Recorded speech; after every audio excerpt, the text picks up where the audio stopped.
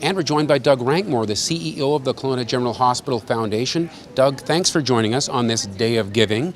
I take it you have a midday total that you're able to share with us so far? We do, absolutely. This has been an incredible day, far beyond our expectations, I can tell you. The amount donated today is $324,159.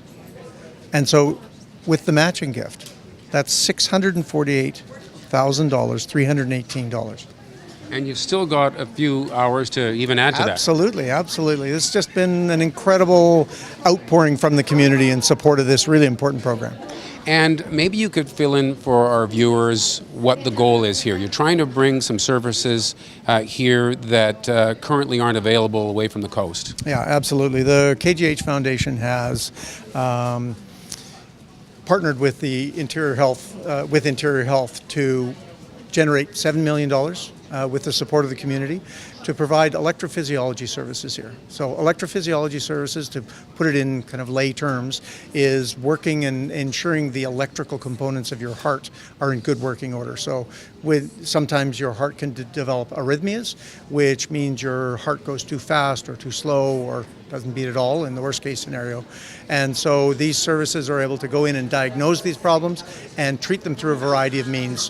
One of them might be actually just ablating or burning out the offending nerve pathway, or implanting devices like implantable defibrillators that will help regulate your heart and stimulate it if it happens to stop. So is this just a convenience having it here, or do you see this as something that could actually really improve outcomes for patients? Oh, absolutely, much more than a convenience. This is a life-saving intervention being brought to KGH. Right now, you have to travel for this care to the Lower Mainland or to Victoria. That means often fairly long waits to get this service, which is suboptimal for people who are in great jeopardy because their heart is not beating appropriately. All right, well, you mentioned the matching funds, and I'm going to ask the poor Bannock family to step in here. Daryl and Margaret. So this is amazing. Your family made the commitment to match dollar for dollar what people were able to donate during this campaign. Yes, Kent, and we want to make sure that this is going to get completed. Our family feels very strongly that there are a lot of people in the interior that need this kind of service and have been not able to get it, have had to pay high costs for travel, for accommodation, delays that have created all kinds of trauma and stress to the family. And I take it that part of the backdrop for this is that your own family has been touched by heart problems and know how beneficial something like this can be. Right, Margaret? Exactly. And actually, both our sons have gone through the EP lab before. Our oldest son went down for a scheduled appointment many years ago. He was under the age of 23 for completely different symptoms and a completely different outcome. And it was our younger son who ended up being the emergency patient. And we discovered that end of the spectrum as well. And it's extremely emotional and difficult when it's an emergency basis.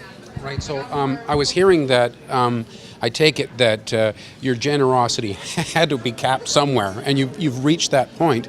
But then we hear someone else, I don't know who, has stepped up to continue this matching process as the donations come in. Yes, once we hit the cap, an anonymous donor has come, and we have no idea who that is, but they're continuing the match. So we can go as high as the public wants to go, basically.